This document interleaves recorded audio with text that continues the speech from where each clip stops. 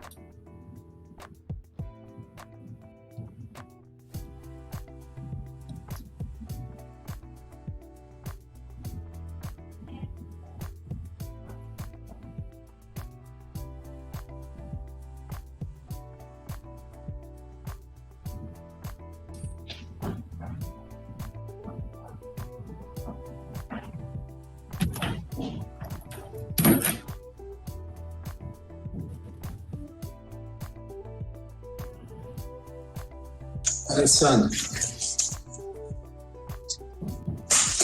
pode falar? Não pode não.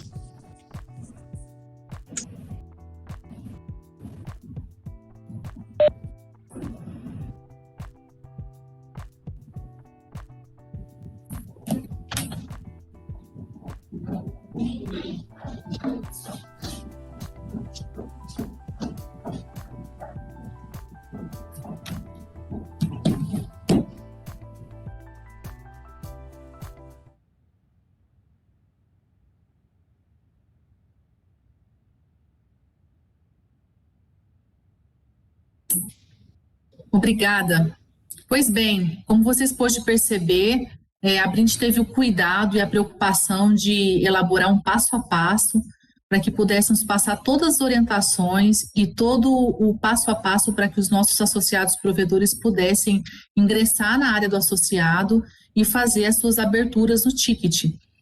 Tickets esses que hoje permitem que possamos ter demandas tanto contábil quanto jurídicas e possam ser tratados por especialistas e profissionais da área. Por isso, nessa live, nós convidamos aqui o Dr. Paulo e o Tiago, para que ambos pudessem contribuir com esse trabalho e trazer para vocês aqui informações novas, atuais sobre esses novos serviços e também tirar várias dúvidas. Agradeço, Dr. Paulo e Tiago, peço por gentileza que vocês se apresentem e já aproveito para dizer um pouquinho para a gente o que mudou, qual que é a percepção de vocês agora desses novos serviços, como que vocês estão lidando com esse trabalho? Dr. Paulo? Oi, boa tarde, tudo bem? Mais uma vez eu agradeço aí pelo convite da Abrint, é sempre um prazer, uma honra estar aqui falando, né, dos nossos serviços, né, em prol da Abrint e do próprio setor, né. E estamos aqui agora com essa novidade, né, só para introduzir, né, para quem não me conhece, sou Paulo Vitor, sócio da Silva Vitor Faria e Ribeiro, advogados. Nós prestamos serviços para a Abrint há alguns anos, né, e estamos, né, agora responsáveis pela consultoria direta ao associado, tá? Quanto à novidade, já emendando aqui a sua pergunta, Alessandro, a gente viu que se criou uma plataforma que vai, obviamente, gerar mais controle quanto às demandas, mais prazos, né, os prazos serão mais rígidos em respostas, já vai ser gerado um protocolo para o associado, então ele vai ter um controle maior em relação ao que foi perguntado, ao tempo de resposta e tudo agora centralizado em uma plataforma que depois será possível gerar dados estatísticos aí sobre as perguntas mais relevantes, as dúvidas mais relevantes para o setor, tá? E nós estamos aí à disposição também nessa live para responder perguntas, aquelas que, né, vocês não queiram endereçar para as listas, também nós estamos à disposição. Justamente, doutor Paulo, é um benefício que veio trazer mais segurança na resposta ao nosso associado. são gerados agora uns tickets, a abertura de um chamado, e por meio do mesmo nós tratamos a demanda, temos a devolutiva e ainda podemos formar uma base de dados e criar um FAQ para que essas demandas possam continuar ali ativas e permitir que outros usuários que não acompanharam o tema possam acompanhar. É uma forma da gente ingressar nesse mundo digital, permitir que a gente possa estar mais próximo e conectado do nosso associado hoje. E com isso, a gente aproveitou também para trazer o novo benefício que é a assessoria contábil para esse mesmo sistema. E eu gostaria de contar um pouquinho com o Thiago, saber como que está sendo, Thiago, essa primeira movimentação. Nós estamos a menos de um mês, né, do início desse trabalho. Eu gostaria que você pudesse nos passar qual que é a percepção da Previsa, como os nossos associados estão lidando com esse novo sistema. Por favor. Olá, boa tarde a todos. É um privilégio participar dessa live, né? Obrigado pelo convite. A gente começou há pouco tempo esse trabalho e tem gerado frutos muito positivos, né? Para quem não me conhece, meu nome é Thiago, né? Eu falo em nome da Previsa Contabilidade. Existem muitas dúvidas contábeis e muitas delas são em decorrência também da implantação de pareceres tributários, de planejamentos tributários, né? Não adianta a gente fazer um parecer bem feito se não há aplicação prática, né? Então, assim, existem muitas dúvidas sobre a própria conformidade tributária dos provedores de internet, e a gente tem recebido perguntas muito interessantes e estamos aqui para somar, né? E então a gente viu com muitos bons olhos a lista contábil, né, feita ali pelo sistema de ticket, né?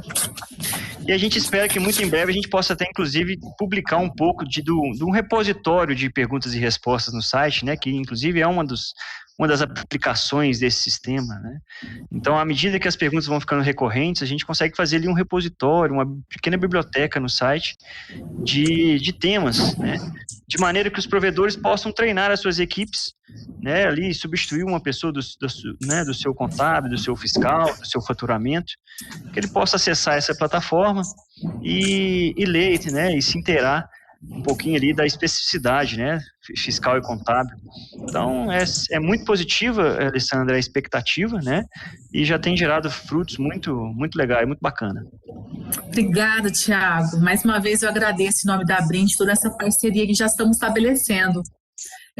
Como vocês sabem, né, aliás, como muitos aqui que estão nos assistindo e talvez não conheçam em detalhes como que são os trabalhos feitos hoje na Brint, tanto a nossa assessoria jurídica quanto a contábil antes eram trabalhadas por meio de listas, mais especialmente a jurídica, porque a contábil é nova, está entrando agora. Há muitos anos, totalmente trabalhado por listas, e isso gerava uma certa insegurança com relação ao trato dessas informações, a forma como a gente manuseava, dava a resposta e pudesse, de alguma forma, criar um banco de dados com toda a confidencialidade e credibilidade que é necessária. Portanto, foi pensado nesse novo formato de forma a trazer essa segurança e registrar um banco que a gente possa ser utilizado no futuro.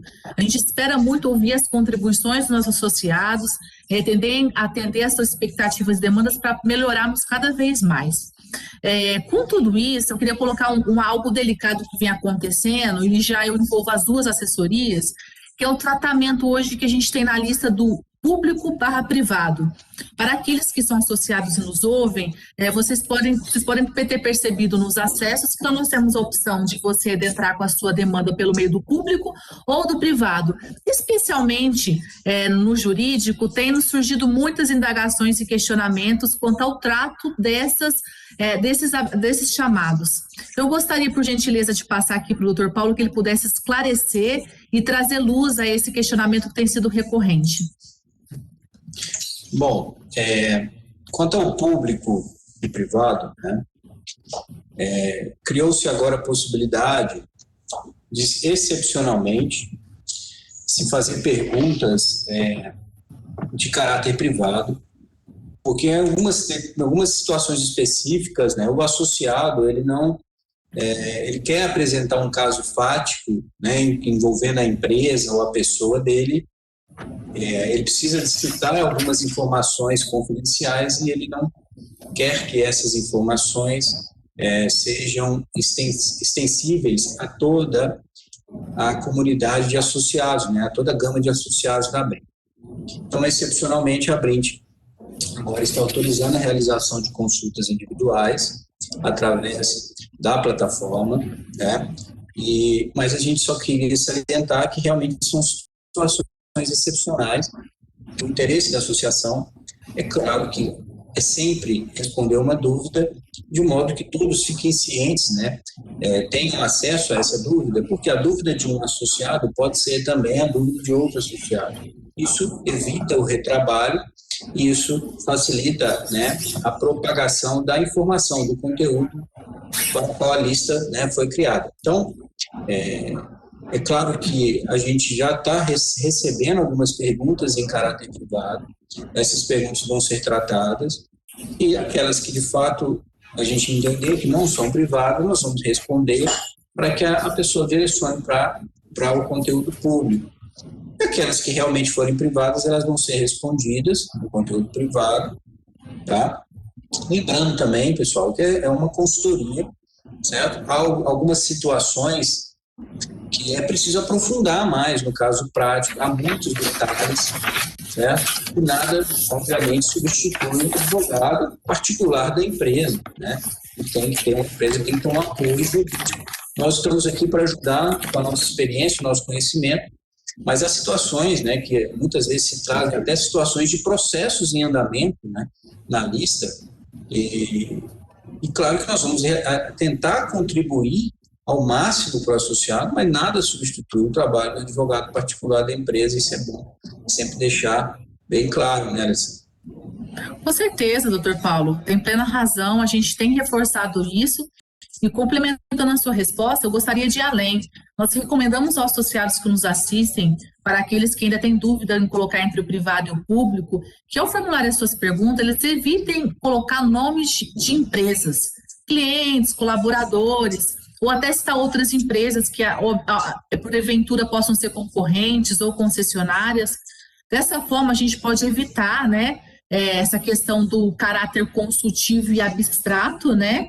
E também a gente recomenda o envio de documentos das prestadoras, para que eles possam nos subsidiar com dados, alvarás, contratos, multas ou notificações judiciais, para que a gente não possa, com isso, tentar advogar em causa própria, né? Nós não recomendamos, não faz parte do escopo do trabalho. Então, eu gostaria de deixar claro aqui, quando a gente fala do público e privado, que esse viés realmente traz algo que prejudica de alguma forma o trato quando a gente vai trabalhar na questão da coletividade, que é o intuito da Abrint. É responder para o universo de provedores, é trabalhar em temas comuns que possam realmente contribuir com esse universo. Então, mas estamos à disposição para entender e quando gerar dúvida, que possam também fazer contato conosco antes de enviar suas perguntas, tá bom? Tiago, passando para você um pouquinho, eu gostaria que você falasse para a gente um pouquinho do ponto de vista fiscal contábil, né? Quais os pontos básicos de atenção que você poderia levantar aí para os nossos associados que nos escutam? Só passar um pouquinho para o pessoal.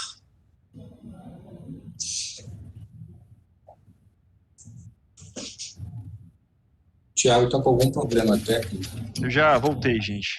Ok, Tiago, não sei se você me ouviu, mas eu pedi para que a gente pudesse falar um pouquinho agora, quais os pontos de atenção, básicos de atenção aí sobre o ponto de vista fiscal contábil. Você pode dar uma pincelada para nortear um pouquinho aqui o nosso público e subsidiá-los nas novas perguntas que vão ser formuladas? Perfeito. Estão me escutando bem agora? Sim. Gente, a gente fala que a contabilidade, né, o aspecto contábil ali dos provedores, ele tem uma cartilha básica, né? Existe a cartilha básica e existe a avançada, né? Vamos falar da cartilha básica primeiro, né? Na cartilha básica nós temos a emissão de nota fiscal com o modelo correto, né? Tem muita gente que usa realmente o modelo de nota fiscal errado ainda, né? Emite nota fiscal incorreto. Tem gente que emite nota fiscal apenas de prestação de serviço, né, que o modelo correto ali para o serviço de comunicação multimídia, SM, é o modelo 21, né? E existe ainda o modelo 22, que é aceito para o serviço de telecomunicação, né? A cartilha básica, nós precisamos falar sobre convênio 115, né, que é aquela questão de emitir a nota fiscal em via única, né?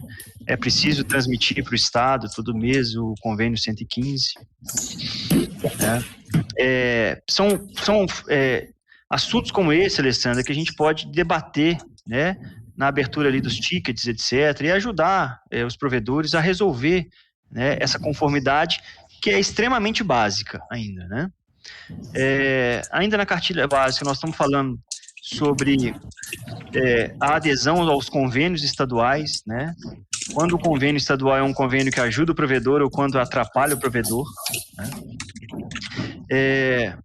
Nós estamos falando também do tal do DIFAL, né, que é o diferencial de alíquota, e também sobre a questão da antecipação do ICMS. Toda vez que o provedor compra um equipamento, né, fora do estado, seja ativo imobilizado, seja uso-consumo, ou até mesmo insumo, é preciso determinar ali a questão, né, ou do DIFAL ou da antecipação do ICMS, né?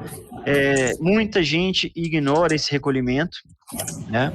E vários estados pelo Brasil estão mandando contas pesadas de base de cálculo dos últimos 5 anos, que é o que eles podem cobrar, né? Então, é um pouco da cartilha básica, né? Por que não falar também, né, da tributação do SVA, né? Existe o SVA enquanto serviço de conexão à internet, né? Que ele não... você não precisa emitir nota fiscal nem estadual nem municipal, você basta ali uma nota de débito. Mas existe também um SVA puro, né, que é uma prestação de serviço, né, e que alguns contribuintes, alguns provedores ignoram a emissão de nota fiscal e a tributação correta, né. Então, na cartilha básica, a gente tem esses assuntos que precisam entregar a conformidade básica do provedor, né. E a gente depois pode entrar com mais calma também na separação ali do SCM e SVA, né? Mas aí já passa um pouquinho mais para a cartilha avançada. Perfeito, Thiago. Eu ia justamente nesse ponto, você me adiantou. Inclusive, uma das dúvidas de uma dos nossos ouvintes aqui, telespectadoras, a Daiane Lima, é falar um pouquinho mesmo sobre o SVA. A Daiane pergunta para nós, como consigo enquadrar ele no combo ofertado aos nossos clientes, né? Fala um pouquinho para a gente como que se dá isso, já aproveitando também perguntando aqui para o Dr. Paulo, para recolhimento de ICMS, quando devo utilizar, né, para vantagem de separar o SM e SVA para fins tributários, como que a gente pode fazer essa separação, Dr. Paulo? Já explicando um pouquinho sobre a pergunta da Daiane e complementando aí sobre essas vantagens de separar o SCM e o SVA. Bom, essa pergunta, ela é muito recorrente, né? Porque a gente sabe que o ICMS é o grande vilão do setor de telecomunicações, né? E a gente vê que as empresas começam a se preocupar quanto à separação de serviços, né, SM, SVAs, quando elas estão próximas a atingir o sublimite do ICMS no Simples Nacional, né? E aí começa uma correria insana aí para se organizar, porque a saída do Simples, né, principalmente da parte estadual, que contempla o Simples, já vai acarretar um aumento de alíquota, né, um aumento que pode chegar aí a 35% de ICMS em alguns estados, 25% a 35%, dependendo do estado onde você estiver. Então, assim, a gente sempre diz que é importante o provedor se organizar antes dessa saída do Simples, com antecedência, para que ele, quando ele sair, ele não sofra aquela famosa morte súbita, né?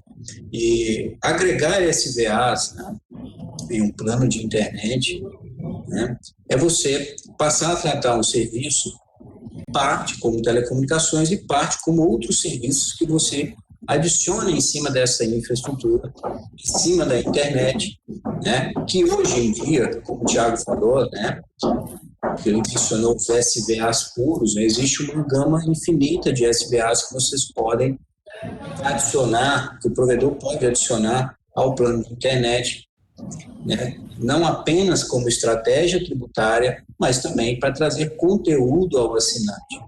Tá? Que aí a gente vai desde uma plataforma de EAD, um streaming de música, streaming de revista, streaming de vídeo, tá? Antivírus, um serviço que se chama de assistência premium, que é um atendimento mais qualificado em termos de prazo de reparo, em termos de atendimento por saque, né, por telefone.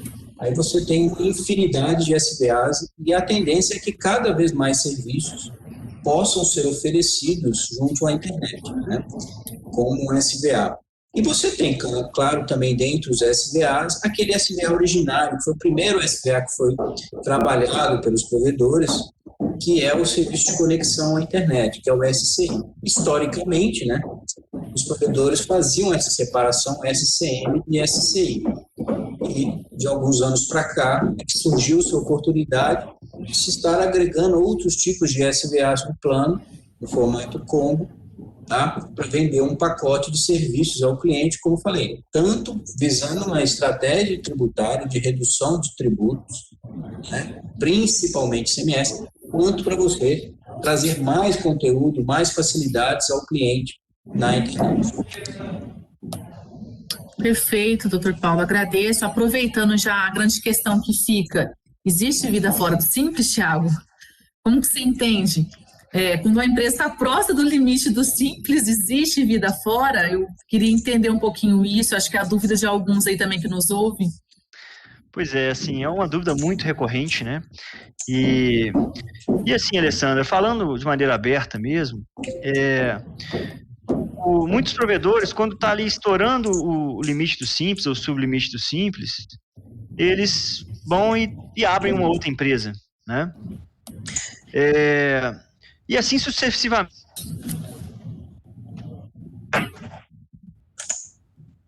Simples, né?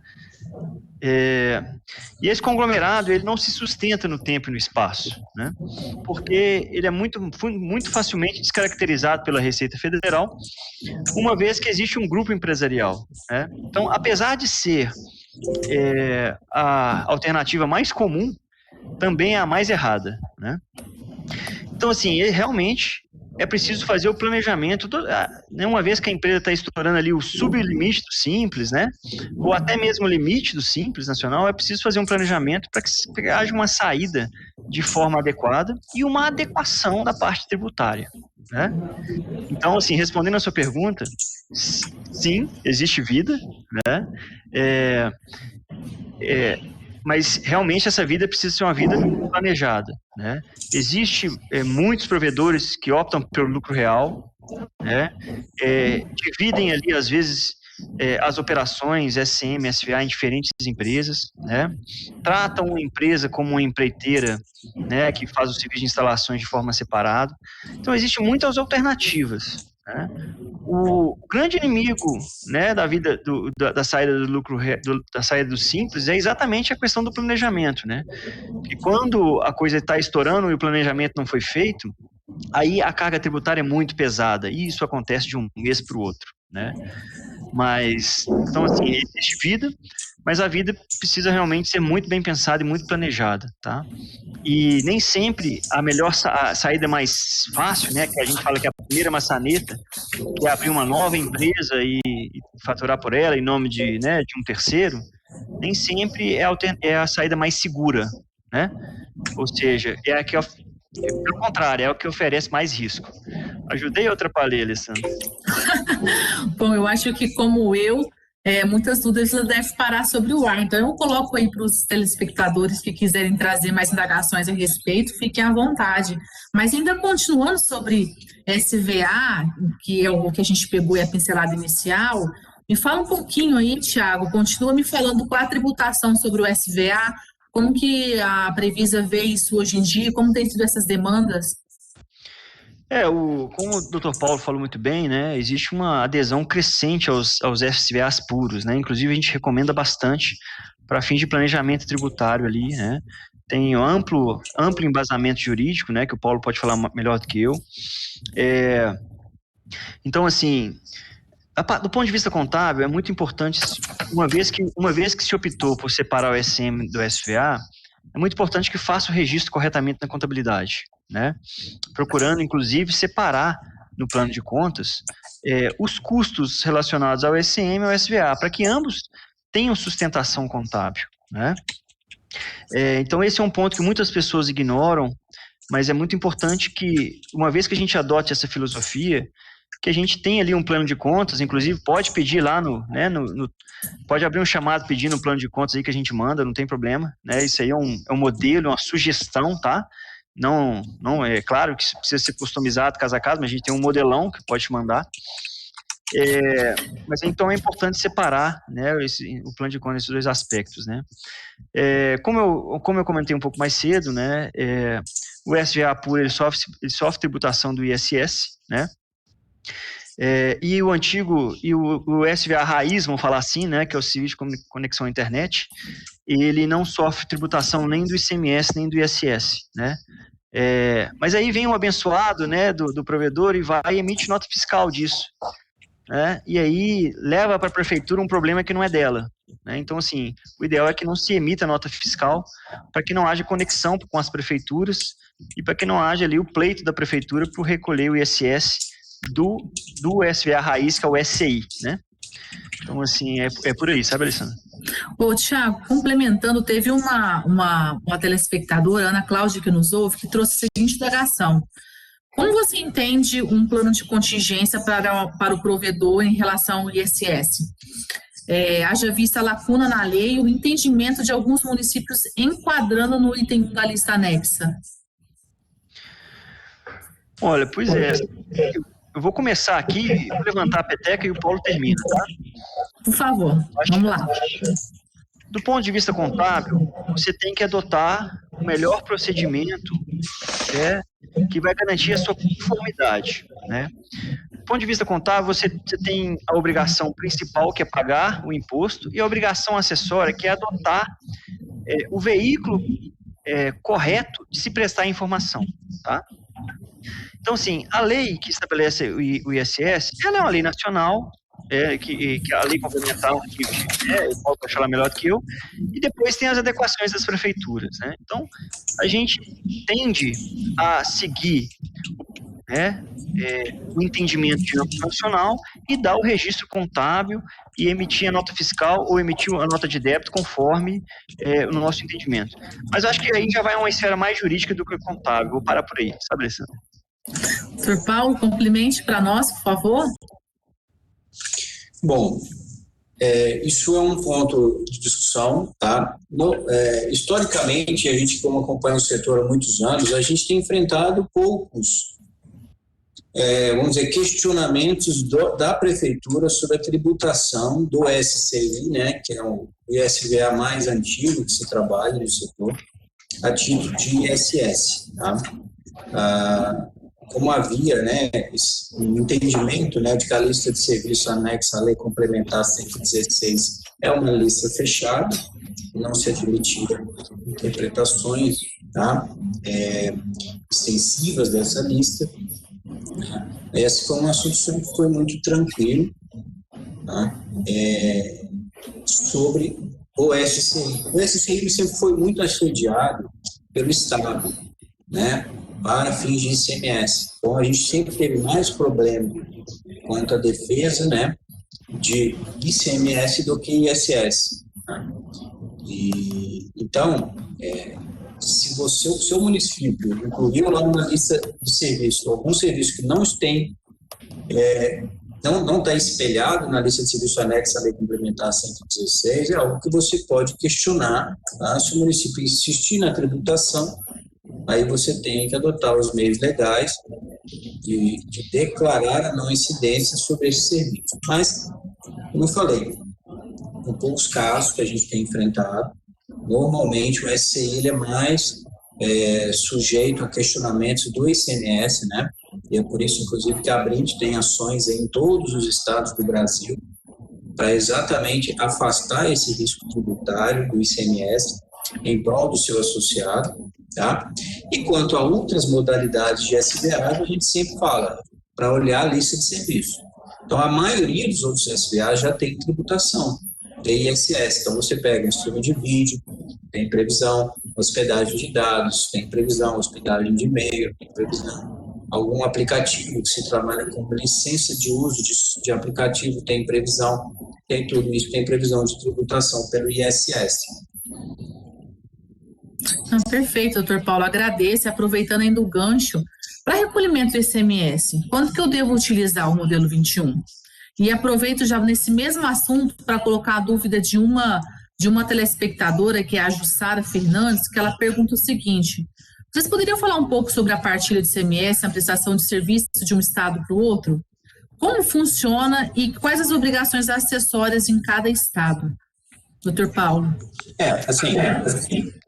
Falar em obrigação acessória em cada estado é impossível, porque a gente teria que ter conhecimento do regulamento do ICMS de todos os estados, e apesar da gente trabalhar no Brasil inteiro, a gente não é uma enciclopédia ambulante, mas falando de obrigação de recolhimento, né, que é o famoso DIFAL, né, diferencial de alíquota, tá? Existe, de fato, a obrigação de recolhimento quando você adquire um produto para uso e consumo ou ativo imobilizado de outro estado, você tem que recolher a diferença entre a alíquota do estado origem versus a alíquota estado destino. Esse recolhimento ele é obrigatório, quando eu falei, quando a mercadoria é destinada para uso e consumo e ativo imobilizado. Tá? E hoje em dia não existe nenhuma tese que se discute esse recolhimento específico. Tá? O que se discute em algumas situações ligadas ao segmento de telecomunicações são algumas mercadorias que você adquire de outro estado que não são classificadas nem como ativo nem como uso e consumo, que podem ser classificadas, por exemplo, como material de instalação ou insumo. E, sendo material de instalação ou insumo, a gente pressupõe que ele é consumido na prestação do serviço. E, sendo consumido, não se enquadra na hipótese legal de diferencial de alíquota. Mas isso são discussões assim, mais complexas, que o fisco não reconhece essa terceira categoria para fins de afastar o recolhimento do DIFAL. Se a empresa tiver interesse, tem que judicializar para afastar o recolhimento e pedir vamos dizer, a recuperação, a repetição do indébito, né? Mas são discussões, às vezes, mais complexas, que a empresa tem que estar organizada, separando muito bem as entradas entre esses três núcleos, né? Que é o ativo, em uso e consumo, e o insumo, que é o material aplicado na prestação de serviço. E como material aplicado na prestação de serviço, eu posso exemplificar, tá? Tudo aquilo que está entre a CTO, da CTO para dentro do cliente. Então, você entra cabo drop, conectores, roseta, cordão óptico, exceto a ONU e o roteador, que são materiais que são recuperados ao final da prestação do serviço, ou seja, eles são comodatados, eles não são, em tese, consumidos, né? Apesar de ter uma probabilidade muito grande da ONU dar algum problema, algum defeito durante a prestação do serviço e ela não ser recuperada, mas em tese ela é comodatada, então ela não entra nessa categoria de insumo no meu entendimento, tá? Então, eu vejo que ela está querendo ver se tem alguma tese, alguma discussão.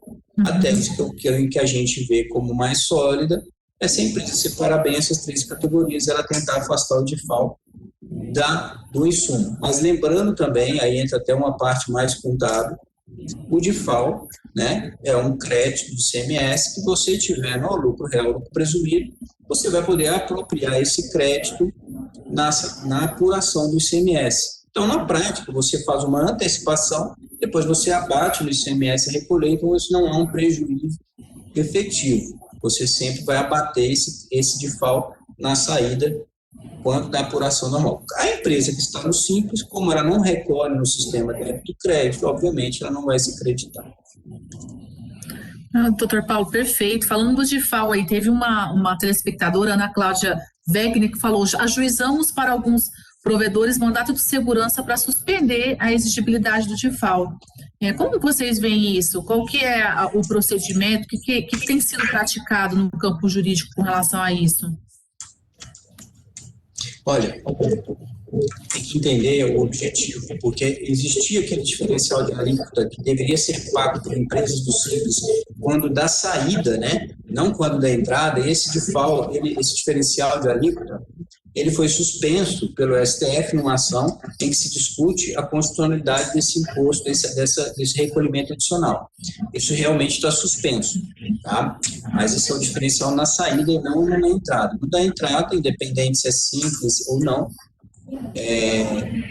a gente desconhece uma tese sólida que afaste sobre ativo imobilizado e uso e consumo.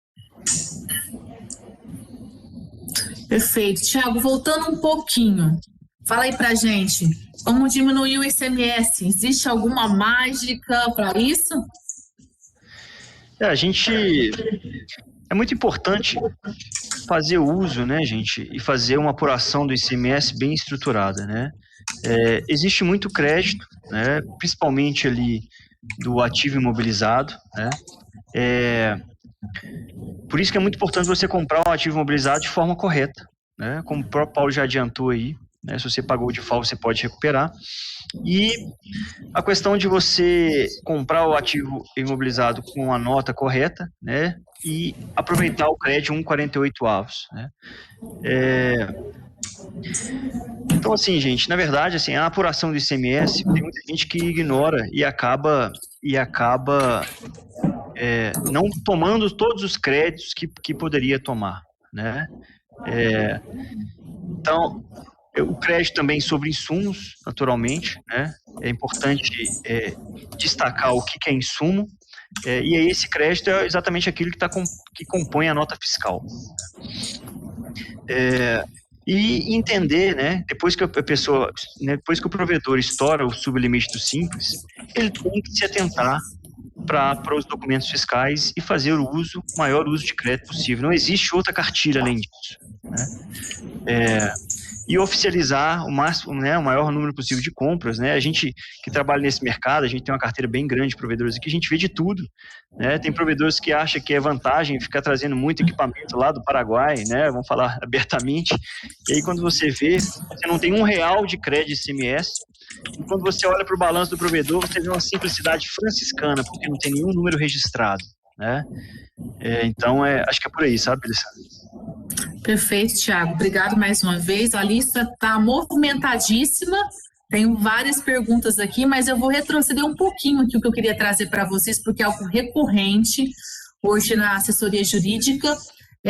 Nossos associados questionando como proceder diante de uma difamação nas redes sociais.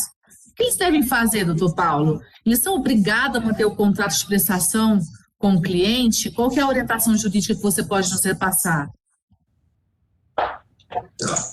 Bom, primeiramente, tá? É sempre importante ter no contrato com o assinante cláusulas que resguardem o provedor nesse sentido, tá?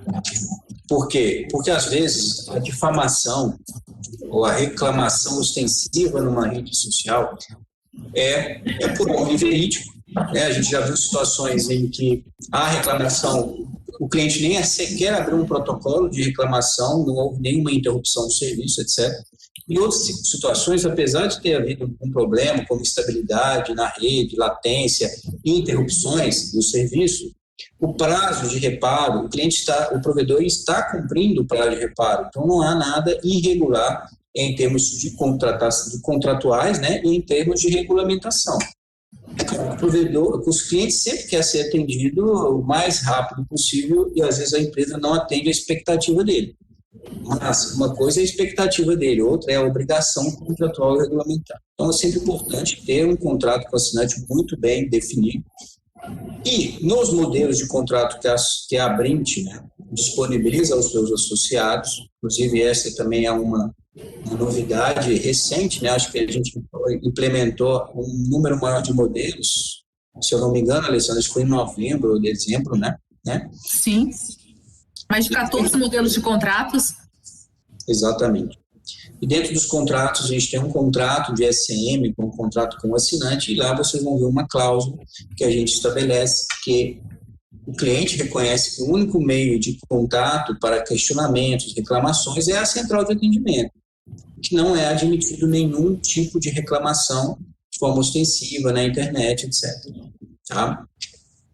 E se o cliente, havendo uma previsão contratual bem rígida nesse sentido, essa cláusula pode ser usada para rescisão do contrato, mas sempre para não haver prejuízo ao consumidor, né? Porque às vezes o consumidor depende daquela internet para trabalhar, e depois ele entrar e a situação pequena se transformar em uma situação muito maior.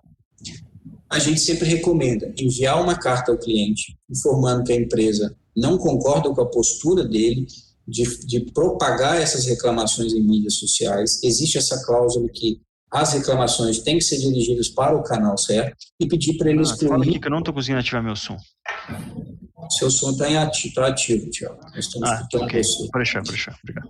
E aí, pedindo para ele cessar esse tipo de postura e excluir as reclamações que estão difamando a empresa, informando que, caso de reincidência, o serviço será cancelado por descumprimento contratual. Então, essa é a linha que a gente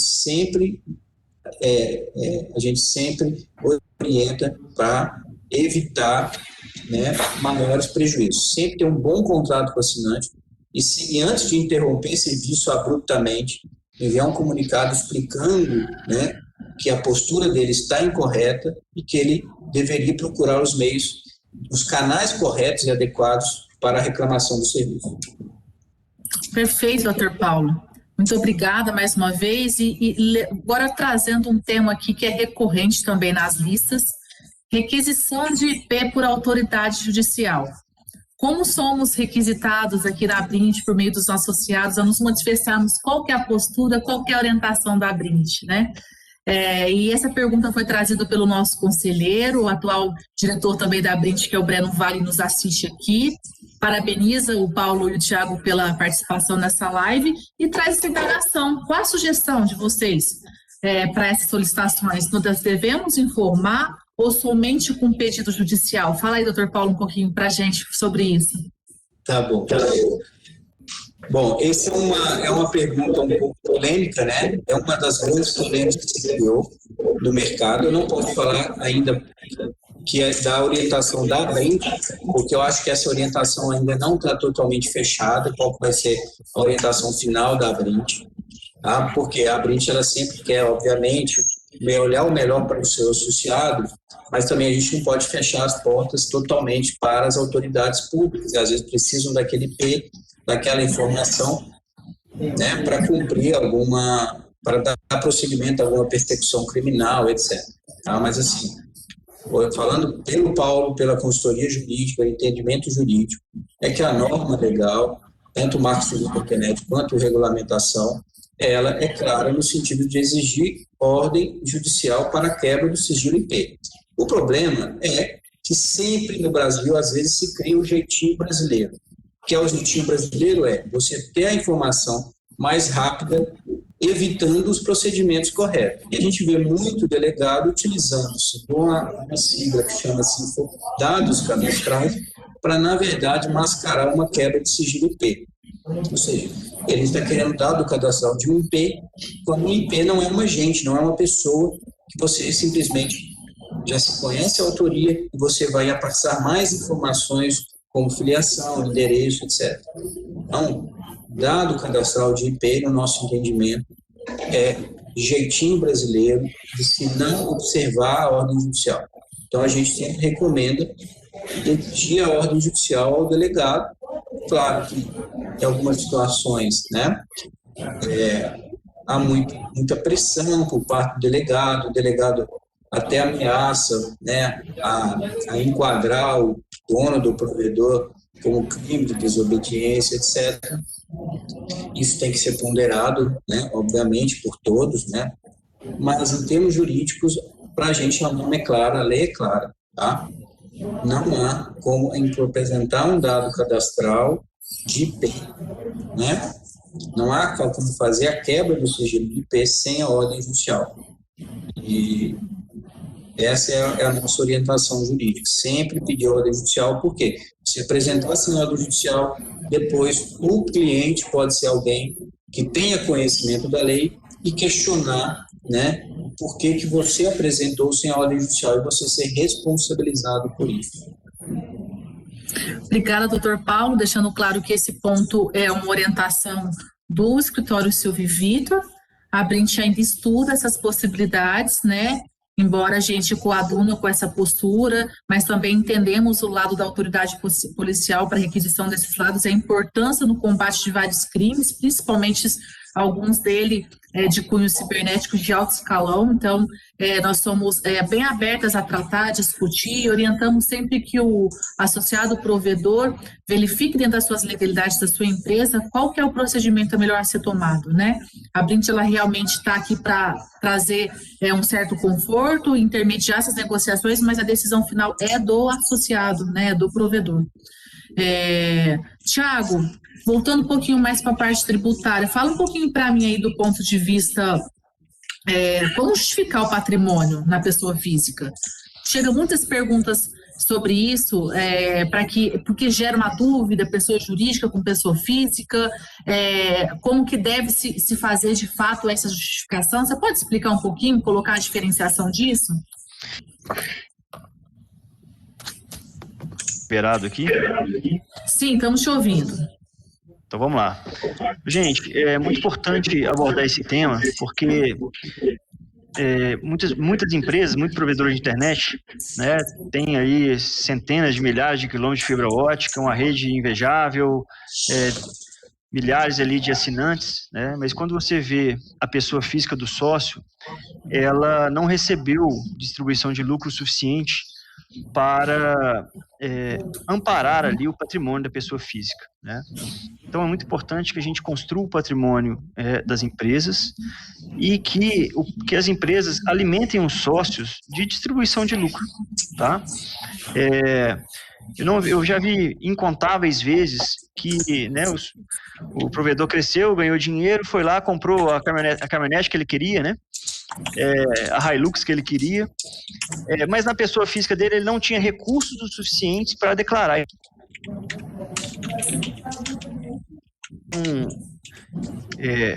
Ou ele pode manter na pessoa jurídica, ou ele pode até mesmo criar uma holding, mas em se tratando de pessoa física, a gente precisa equilibrar e justificar o patrimônio da pessoa física, né? Por isso que uma contabilidade bem feita, né, sustentável, né, do ponto de vista de conformidade legal e tributário, alimentando os sócios de lucro, né, a gente sabe que é uma atividade de alto reinvestimento, né, mas esse reinvestimento ele precisa realmente também suprir ali, na distribuição de lucro também precisa suprir e justificar o patrimônio da pessoa física. Então, é muito importante essa pergunta, Alessandra, é muito pertinente, né, porque tem muitos provedores não observam essa cartilha básica de conformidade. Perfeito, super agradeço. Aqui vieram algumas perguntas pontuais, por exemplo, a Tânia Tales coloca: qual a taxa de líquido SVA e SM no Rio de Janeiro? Eu não sei se já existe alguma orientação por parte de vocês, Tiago, de alguma ferramenta, algum canal que eles possam consultar isso. Você poderia esclarecer? Olha, acho que é uma boa alternativa aí para alimentar, sabe, né, a abertura de chamado da lista contábil. Inclusive, nós estamos até precisando ter movimento, nós temos um time esperando aqui as perguntas, né, e está vindo bem pouquinho ainda. Manda lá no, né, isso acho que é uma boa alternativa para a gente alimentar. Com certeza, é uma consulta específica de um estado, Tânia, então a gente faz questão de receber esse ticket seu lá para movimentar a lista e se tornar um FAQ no futuro, ok? Porque a gente pode também levantar para os outros estados, né, criar aí uma referência mais a nível nacional. Continuando, o Tiago, ainda com você, o Bruno Rodrigues Silva coloca o seguinte questionamento: é possível um provedor pagar apenas SVA puro, já que o SCI é um SVA e os demais serviços também seriam? Nesse caso, apenas o fornecedor de SCM deveria ser tributado no ICMS? Acho que ele está falando, Thiago, da separação de empresas diferentes. Isso mesmo, é justamente isso, doutor Paulo. Não sei se você conseguiu me ouvir, Tiago. Se você quiser, eu posso responder, Alessandra. Por favor, doutor Paulo, depois a gente volta com ele. Bom, é possível, sim, você ter uma empresa exclusivamente de SBAs, essa empresa não ter, né, esse recolhimento de ICMS, você ter uma outra prestadora, certo? Responsável pelo SCM com o recolhimento de ICMS, tá? Lembrando apenas que se você usar isso apenas como prática de diluição de faturamento no Simples, você cria um risco tributário, que é o risco de desenquadramento do Simples por formação aí de grupo simulação e grupo econômico. tá? Mas, sendo um planejamento bem estruturado, é totalmente possível você trabalhar com duas empresas, né? Uma SM com recolhimento do ICMS e uma SVA com recolhimento do ISS, sobre aqueles SVA sujeitos ao ISS. E alguns SVAs você não vai recolher nem ISS, né? Como o caso do SCI, como é o caso da locação de equipamento, como é o caso do IP fixo, tá? E aí você tem, é um planejamento muito comum, muito usual nesse mercado. Perfeito, doutor Paulo. Continuando contigo, queria colocar uma outra indagação aqui que é recorrente. O consumidor ele pediu alteração do endereço para um local em que a prestadora não atende. Porém, ainda está em vigor o contrato de fidelidade. Ele tem direito a essa rescisão contratual sem multa? O que você me diz? Olha, isso aí é um assunto já até pacificado, tá? Porque a própria Anatel já soltou uma cartilha esclarecendo o cliente que queira fazer a mudança de endereço, esteja sujeito a um contrato de fidelidade. Caso a empresa prestadora não tenha viabilidade técnica no novo endereço e ele decida pela rescisão do contrato, o cliente fica sujeito à multa. Então, a mudança de endereço não é motivo para quebra de fidelidade contratual. A prestadora não é obrigada a ter viabilidade técnica em todos os pontos do Brasil, nem sequer da cidade onde esteja prestando o serviço. Tá? É sempre importante o cliente observar, né, os endereços de viabilidade técnica. Não havendo viabilidade, se o cliente insistir na rescisão, ele fica sujeito à multa contratual do contrato de permanência. E aí, os modelos de contrato disponibilizados pela Brent ao associado tratam muito bem a situação. Tem cláusulas bem claras sobre essa obrigação aí de pagamento de multa. E doutor Paulo, e complementando, o prazo máximo de fidelidade para os consumidores pessoas físicas e para as pessoas corporativas tem uma diferença? A regulamentação ela prevê 12 meses, no prazo máximo de fidelização no cliente pessoa física, né? E o cliente corporativo, ela prevê que é de livre negociação. Então, a princípio, pode-se fazer uma fidelização acima de 12 meses. Lembrando que sempre que para fidelizar um cliente, é importante, é fundamental você conceder algum benefício ao assinante, benefício materializável, né, quantificável, em troca da permanência por um prazo determinado. E a multa ela é proporcional ao benefício concedido e ao tempo restante de contrato. Os contratos de permanência que a gente que a Brent disponibiliza ao associado, ela já possui, inclusive, fórmula para cálculo da multa, observando a regra que a Anatel estabeleceu de proporcionalidade ao tempo restante de contrato e ao benefício concedido. Tá? E lembrando também, que é um outro ponto sempre muito polêmico, quanto à fidelidade, já passando até além do que a pergunta, né, tá, Alessandro? A refidelização, tá? A gente não recomenda refidelização automática.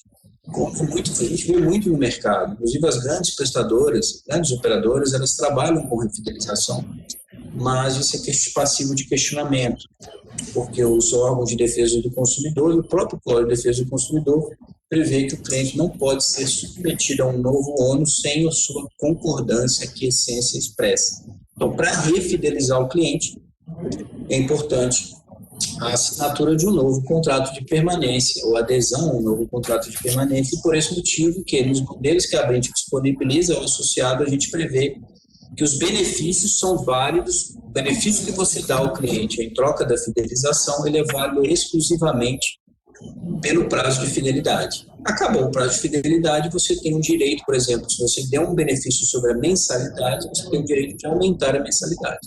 Este é o momento que o cliente vai entrar em contato com você questionando o aumento. E é esse o momento que você pode reconceder o benefício e refidelizá-lo mediante a adesão ao novo contrato de permanência. Esse é o modus operandi que a gente sempre recomenda. Perfeito, hein? Quanta coisa boa, hein? Vocês estão trazendo aqui para a gente fechar agora, que a gente está quase ao fim da nossa live. Queria, por favor, Tiago, que você fechasse aí com chave de ouro uma pergunta. Eu posso abrir várias empresas em nome de pessoas próximas a mim? O que é isso? É usual? É uma forma de sonegar imposto? Vamos falar um pouquinho para o público sobre isso, que é recorrente nas listas e um grande questionamento. Olha só, gente, esse é um caso que é muito comum pelo Brasil, né? A gente que roda o Brasil, às vezes, dando palestra, né, junto com as entidades, todos os dias a gente escuta esse tipo de comentário. É muito importante entender o seguinte: existe efetivamente várias empresas ou é, na verdade, uma forma de dividir o faturamento? Porque o fisco entende da mesma forma, né? Então o fisco consegue com muita facilidade entender que a Alessandra é esposa de fulano de tal, que é tia de fulano de tal, etc, etc. E ele consegue conectar e realmente descaracterizar as fronteiras entre as empresinhas, né? Ou seja, o fisco consegue comprovar que existe um grupo empresarial, né? E ele consegue também cancelar a opção do Simples de forma retroativa, né? Então, muitas pessoas acham que é a saída mais fácil abrir mais empresas, né? E formar um grande conglomerado de empresas, ser um verdadeiro laranjal, né? Mas, na verdade, ele só está aumentando o risco passivo, uma vez que é muito fácil de configurar que, na verdade, trata-se de uma única empresa, né? Ou seja, foi feita uma simulação, né, para diminuir o faturamento, ou para partir o faturamento, ou para diminuir a carga tributária, né? Então, gente, para fechar aí também com chave de ouro, a pedido da nossa comandante, é muito importante, gente, a gente fazer a cartilha básica da conformidade contábil e fiscal e avançar para a cartilha, né, mais complexa, ou a cartilha avançada, que é ter uma empresa que tenha valor contábil, que o balanço espelhe a riqueza que a empresa tem, a rede que ela construiu, a carteira que ela tem, né, para que se possa evoluir, inclusive, para os processos de fusão, de aquisição, né, para que se possa formar grandes grupos empresariais, ou para que a sua empresa tenha valor efetivo, né, para um processo de negociação, né?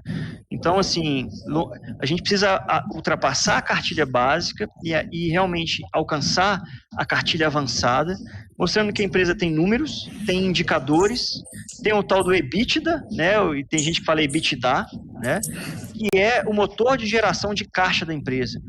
Quando o investidor vai olhar o seu negócio, ele não está com romantismo, ele quer olhar qual é o motor de geração de caixa da empresa, né?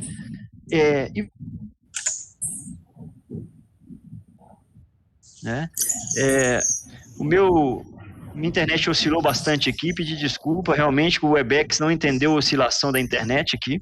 Eu estou paradinho aqui, sem mexer em nada, mas infelizmente atrapalhou um pouquinho aqui. Agradecer pela oportunidade, Alessandra, e me colocar à disposição, seja, né, na abertura de chamados, através da minha equipe também, ou seja, né, para qualquer demanda que os associados precisarem, a Previsa está à disposição. Eu que agradeço, Tiago. Queria dizer que àqueles que ainda nos ouvem que isso foi apenas uma degustação do que está por vir aí com as nossas listas. É um grande benefício, muito bem estudado, pensado, executado pela Abrint para trazer esse novo benefício aos associados. Então, por favor, utilizem, acessem o nosso sistema, façam uso dele, que é para vocês, né? Temos tantas dúvidas foram colocadas aqui, infelizmente eu não consegui trazer todas as indagações, e eu queria já aproveitar para indagar o público a registrar lá, dar encaminhamento que já foi colocado aqui, para que a gente possa responder de forma mais completa, por meio de um chamado, acompanhar, né, tirar as dúvidas que porventura surgirem na resposta, porque lá tem possibilidades de a gente acompanhar a resposta. E se o associado não estiver satisfeito com ela, a gente ainda pode dar encaminhamento e continuar esse diálogo, para que todo a lista que está acompanhando também possa estar sendo informada, e pode ser uma dúvida também comum de outra pessoa, e a gente conseguir movimentar isso. Esse benefício é exclusivo para vocês, e contamos aí com grandes especialistas, grandes formadores de opinião sobre o assunto. Então, por favor, utilizem. A Abrint está aqui para, mais uma vez, garantir benefícios que sejam exitosos para a experiência do nosso associado. E aproveitar mais uma vez para agradecer a presença, a participação, a interação do Dr. Paulo, parceiro de longa data, muito querido da Abrint, obrigada, Tiago, novo companheiro de caminhada que tem nos instruído aí, nos dando muita segurança para trabalhar temas com grande tamanho e relevância para o universo do provedor. E para todos que nos ouvem, muito obrigada, a Abrint está de portas abertas, com muitas boas expectativas com esses novos serviços. Boa tarde a todos. Obrigado, pessoal. Valeu, gente. Boa tarde. Obrigado.